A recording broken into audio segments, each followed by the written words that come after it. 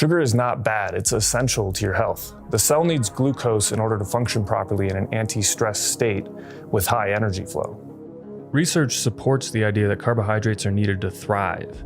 The modern demonization of sugar is entirely based on a complete and utter misunderstanding of what sugar is and its vital roles in the human body. The beliefs currently held by the majority of Western society about sugar are all based in received wisdom and are inaccurate. These inaccurate beliefs pour gasoline on an already epidemic-level fire of chronic health issues in hundreds of millions of people. Myths around cancer, diabetes, insulin reactivity, and ketosis are keeping the wool pulled over the eyes of millions of people who need help. When it comes to sugar, it's time to think again. Sweets don't have the protein, the vitamins, or the minerals, the bodybuilding qualities of other foods. When you send it over the pushy carbs, it triggers inflammation. One surefire way to keep off the pounds is to reduce your sugar intake. In 1938, the results of a 6-month-long study were published in the Journal of Nutrition. The lab that published them was at a critical crossroads, one that would set the wheels in motion for the public's understanding, or rather misunderstanding, around human health for the next 80 years. The results of the study most certainly would have been considered disturbing to the researchers precisely because it indicated the exact opposite of what the researchers set out to prove. Were true scientific methodology the guiding light, these results would have necessitated a different path than the one that was chosen. But there was a lot at stake, and these results were inconvenient. As stated in The Advancement of Learning, if a man will begin with certainties, he shall end in doubts. But if he will be content to begin with doubts, he shall end in certainties. The lab of George Burr started with certainties and ended in doubts, but it wasn't long before those doubts were completely forgotten, stamped out by the unbridled force of the original certainties. The mental and biological constructs at work in the brain to ensure what scientists call certainty bias are of the strongest kind of misdirected superpower. Robert Burton, MD, former chief of neurology at the University of California at San Francisco, points out that we need to recognize that the feelings of certainty and conviction are involuntary mental sensations, not logical conclusions. Burton points out that there are two separate aspects of a thought: the actual thought and an independent involuntary assessment of the accuracy of that thought. The brain has powerful involuntary mechanisms for unconscious cognitive activity. Many thoughts that surface in someone's mind, researchers included, are driven from this not necessarily logical unconscious inroad. What William James, the father of American psychology and professor of philosophy at Harvard University, referred to in his Gifford lectures as felt knowledge. Often this felt knowledge is much stronger than a logical conclusion and will drive people far beyond the rigid regulations of logical thought, even when they're staring into the cold, unblinking eyes of a conflicting truth, often to their own demise and worse, to the demise of others. It's entirely possible that the Burr lab in the 1930s was driven chiefly by this felt knowledge. In fact, the evolution of their theories that were birthed at this time would indicate as much, especially the fact that they invented a disease. It seems like these things are part political, part scientific, and part blind ambition, and their rampant divergence from the truth caused side effects and future downstream impacts that no one could have possibly known at the time. So what happened? In the early 1930s, years before the publication of the aforementioned study, Burr was running experiments related to his theory of essential fatty acid deficiency in rats. He noticed that PUFA-deficient rats on a specific high-sugar diet consumed oxygen at an uncharacteristically high rate. Burr erroneously concluded that first, this increased consumption of oxygen was a bad thing, which was based on a foundational misunderstanding and bias that was brought into the experiment. And secondly, he observed that it was due to a lack of unsaturated fats in the animal's diet. His reasoning was that this lack of unsaturated fats increased the rate at which water escapes as vapor through the skin of the rats, and that because of this, the so-called essential fatty acid deficiency must be overcome in order to slow this rate of evaporation. His observations missed some key pieces to the puzzle. It was the 1930s after all, and scientific understanding of the human body has advanced massively since then. He didn't understand that the amount of water evaporated from an animal's body is actually a reliable indicator of metabolic rate, a direct function of a healthy thyroid gland. The animals were healthier without the essential fatty acids in their diet. When an animal's metabolic rate is higher, it burns calories at a higher rate, creating more heat. The body's natural response is to leverage the sweat glands to help the animal maintain a steady body temperature, and evaporation is the main cooling mechanism. He threw the baby out with the bathwater. This is where William Brown entered the picture in 1938. Working as a researcher in Burr's lab, Brown became curious about the effects of this essential fatty acid deficient diet. What type of impact would it have on humans? To that point, it had only been measured in animals. He decided to put it to the test on himself. For 6 months, Brown consumed a 2,500 calorie per day diet completely void of unsaturated fats and high in sugars in the forms of glucose, fructose, lactose, sucrose, and potato starch, along with micronutrient supplementation from mineral oil, baking soda, and salt, as well as vitamin D3, vitamin A, and iron. Despite the fact that the Burr laboratory was clutching onto the idea that a diet without unsaturated fatty acids was unhealthy and caused the fake disease of their own invention, essential fatty acid deficiency, the results from Brown's study were undeniable. This diet made him healthier. First, Brown had suffered since childhood from migraines. Within 6 weeks on this high-sugar diet, they completely subsided and never returned. Secondly, he started the diet with a slightly high blood pressure. A few months into the experimental diet, his blood pressure completely normalized. He also lost a significant amount of weight through this 6-month period, corresponding to a measurable increase in his metabolic rate indicators. He went from 152 pounds at the start of the dieting period with a metabolic rate at minus 12% below normal, and within a few months raised his metabolic rate to just minus 2% below normal while dropping to 138 pounds, which he easily maintained through the end of the study period. At 2,500 calories per day, mostly from sugar, this is a feat most people would not believe possible, especially at his body weight and without extra activity. Brown also reported a noticeable increase in energy throughout his workdays. Where he used to feel a sense of fatigue at the end of the day, he reported that this fatigue completely disappeared while on the diet. And similar to the rats, his respiratory quotient actually increased, which is a good indicator of an increased metabolism and improved thyroid function. His respiratory quotient was at 1.0, even hitting as high as 1.14 during the 6-month-long study. A respiratory quotient of 1.0 and above indicates an exceptional ability of the body to oxidize pure carbohydrate for fuel. Juxtapose this against the respiratory quotient of a type 2 diabetic, which can fall down into the 0.7 range, indicative of a preference in the diabetic physiology of oxidizing fatty acids instead of carbohydrates. And weirdly, despite the reporting that the diet didn't significantly change Brown's cholesterol measurements, it actually dropped his total serum cholesterol quite a bit, going from 298 to 206 milligrams per deciliter over the first 4 months. That's significant in my book.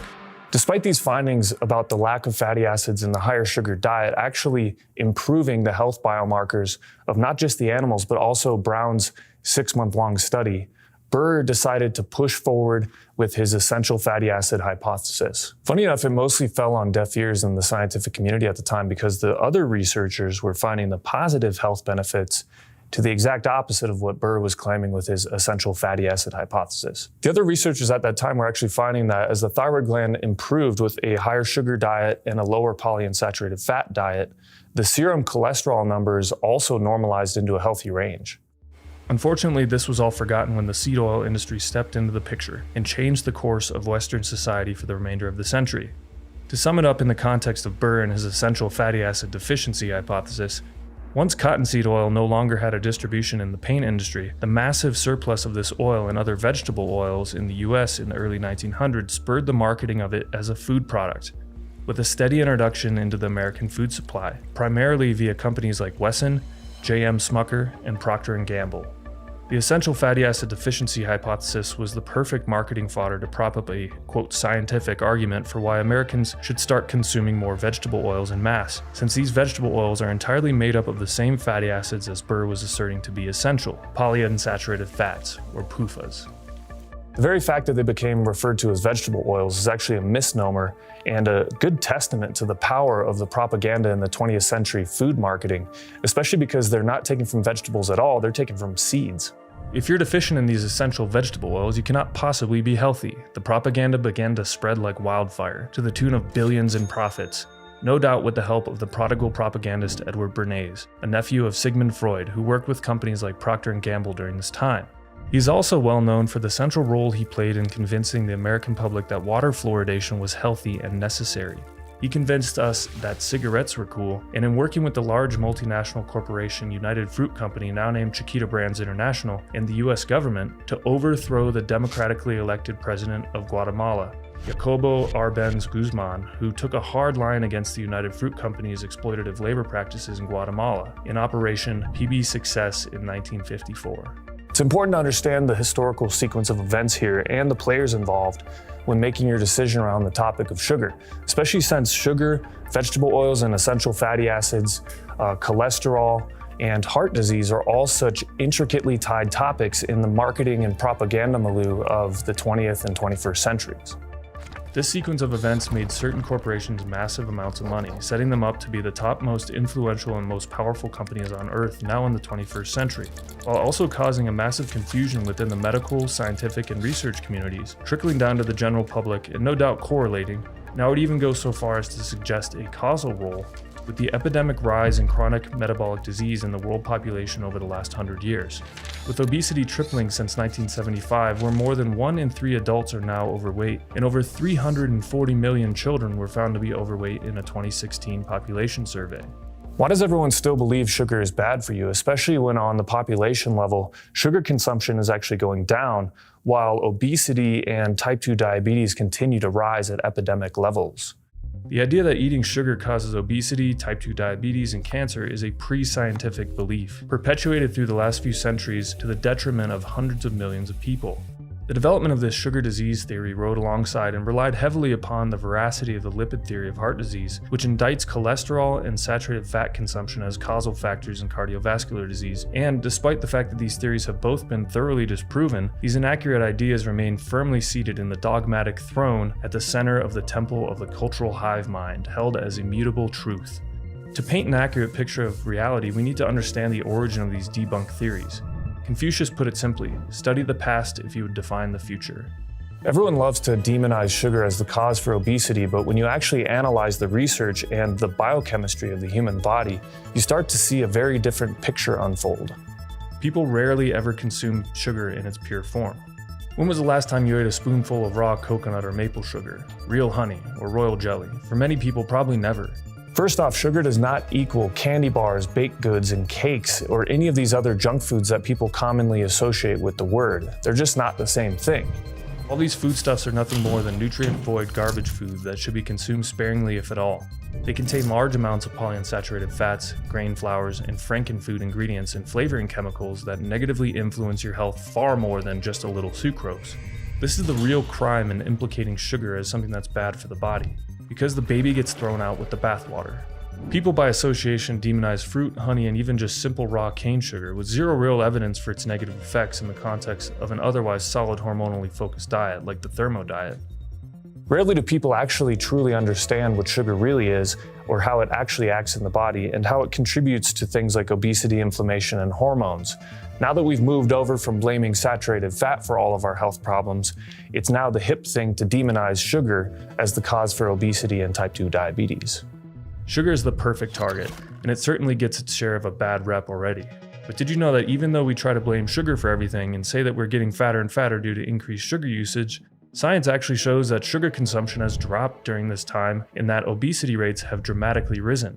One study calls this the Australian paradox, as during the time frame of 1980 to 2003, obesity rates tripled in the country, yet the intake of refined sugar dropped by 23%. Sugars are naturally occurring carbohydrates that provide energy for the body in the forms of glucose and fructose. For example, the brain requires up to 130 grams of glucose per day for its basic daily energy needs. Major internal organs, glands, and muscles all use glucose as their main energy source. If you deprive the body from this, it will try to make up for it by a process called gluconeogenesis, in which the body breaks down protein and fatty acids to create glucose. Do this long enough and your body goes into ketosis, which is just another form of metabolic stress during glucose deprivation. Almost all carbohydrates, starches, and sugars break down to glucose, the simplest form of sugar after ingestion. The rate at which this happens is measured by the glycemic index or glycemic load. Although the low carbers tried for many years to confuse average people into believing that low glycemic index foods would be it for weight loss, research has shown time and again that it was the total energy intake of daily calories, not the GI, that is behind our ability to gain or lose weight. The most common kinds of sugars in our diet include glucose, which is the simplest form of sugar and the main energy provider of the cells in the body. The blood sugar in your veins is also glucose. Fructose, found naturally in fruits and honey, it's much sweeter than glucose and it's metabolized in the liver instead of the gut. Sucrose, or table sugar, is 50% fructose and 50% glucose, extracted from beets or sugar cane. Sucrose occurs naturally in vegetables and fruit.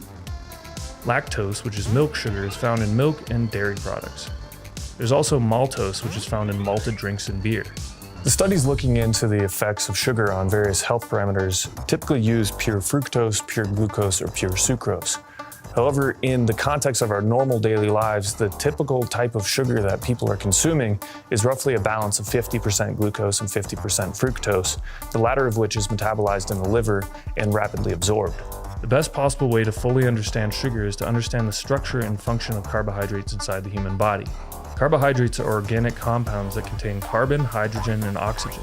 A convenient shorthand that scientists use to reference a carbohydrate, or carbohydrate-fed subject group, in the literature is actually CHO, carbon, hydrogen, oxygen. Carbohydrates are the most abundant biomolecule on Earth, and they're used for accessible energy to fuel cellular reactions and for vital structural support of cell membranes. The presence of the carbohydrate enhances the ability of the cell to not just function at baseline, but to be able to improve its functionality over time, as long as it has a steady access to a source of carbohydrate. For example, a cell can use a carbohydrate molecule to bind the lipids in the cell membrane to improve cell identification, cell signaling, and cellular immune responses. Certain forms of carbohydrates such as deoxyribose and ribose are essential parts of DNA and RNA molecule structure and function. There are thousands of different types of carbohydrates, but they all consist of one or more units called monosaccharides. Monosaccharides are named accordingly, with Greek roots as simple sugars. The number and type of monosaccharide used, as well as the positioning of how they're bonded with one another, determines the structure of a carbohydrate.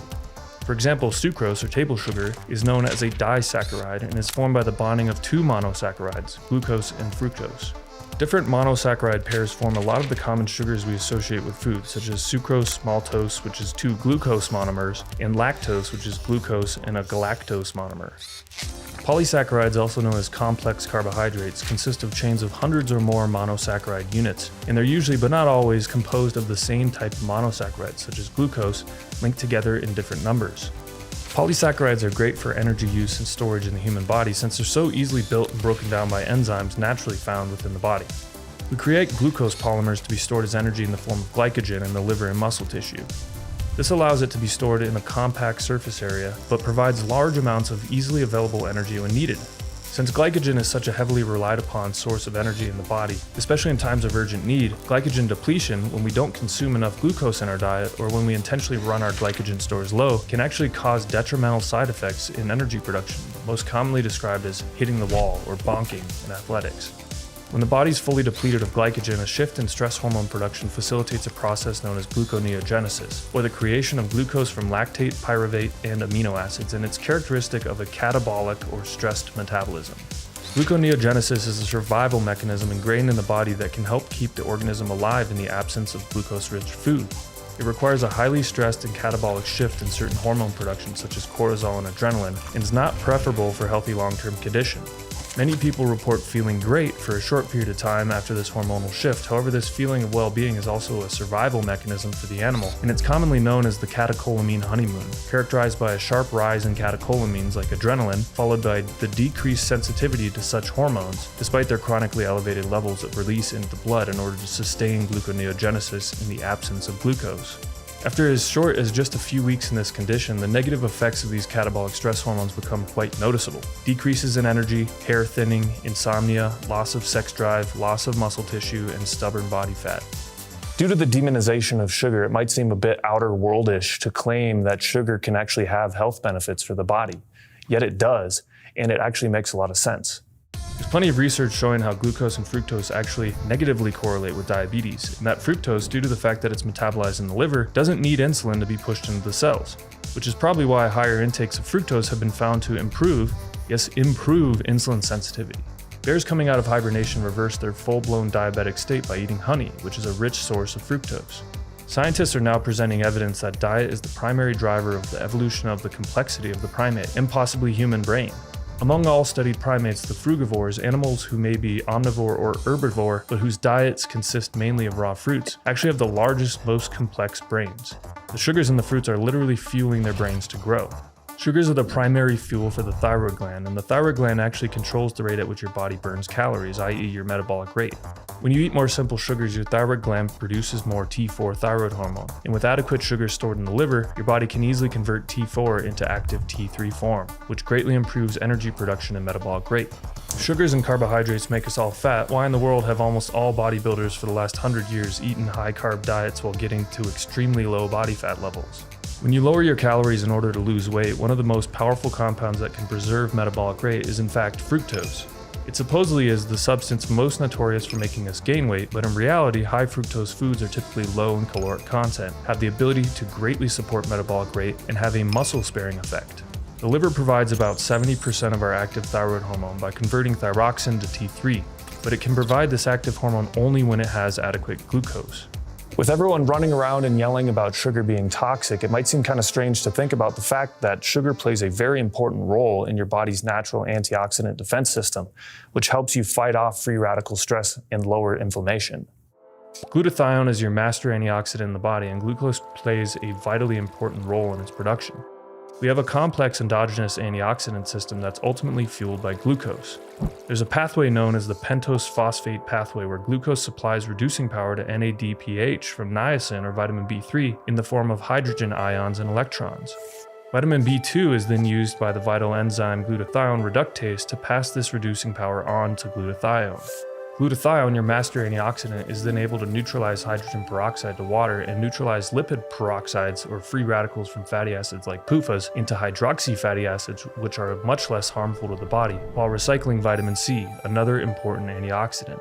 Vitamin C recycles vitamin E, which is your most important defensive antioxidant against PUFA oxidation. As you can see, this entire system and all of glutathione's important roles in the body, from fighting against the accumulation of inflammatory free radical species, to protecting against the degradation of fatty acids in the cell membranes, to cleaning up damage caused by PUFAs, all ultimately depends on the availability and action of glucose, sugar.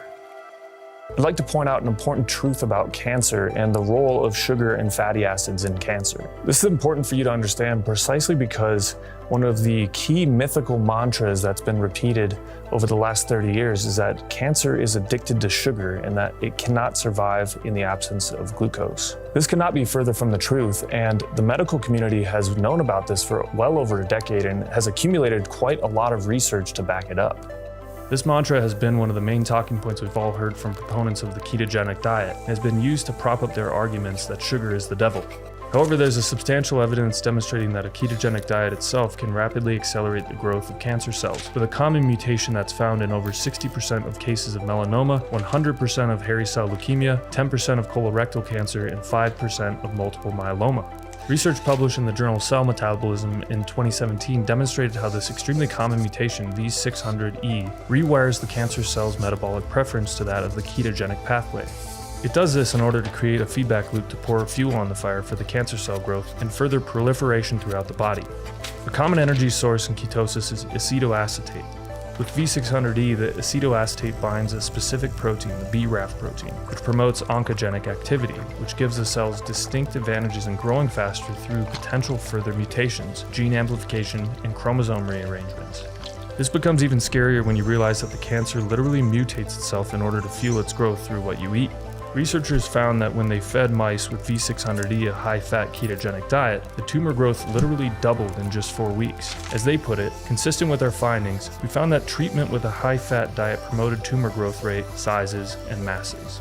Fat oxidation has been found to promote the survival of cancer cells. This is why I think that it's so important to avoid PUFAs as much as possible, since they are so easily oxidized.